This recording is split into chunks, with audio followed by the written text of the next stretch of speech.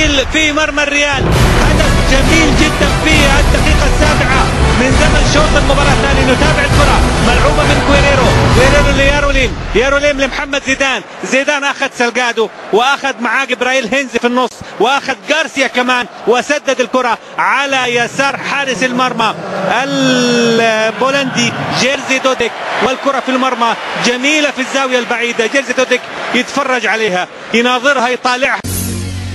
يلا يلا يلا يلا ارجع يلا يلا ارجع يلا يلا ارجع يلا قلبي دايب والله والله وبدك وهموم من بعدك والله. يلا يلا يلا ارجع يلا يلا ارجع يلا يلا ارجع يلا قلبي دايب والله والله وبدك ونموت من بعدك والله.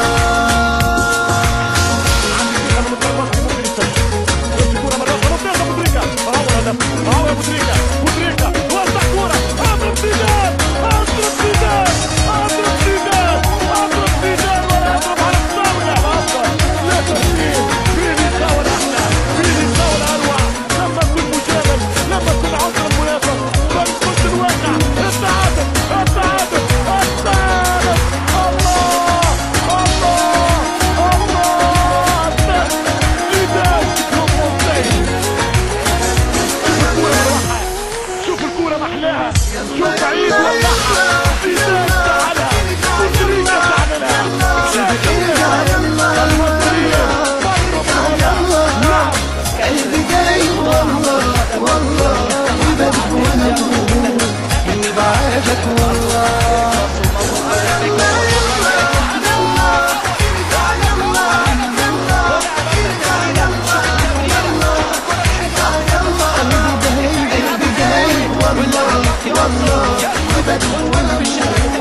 من بعدك والله.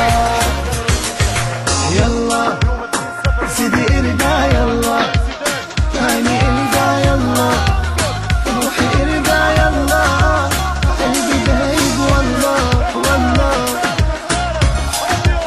من بعدك والله.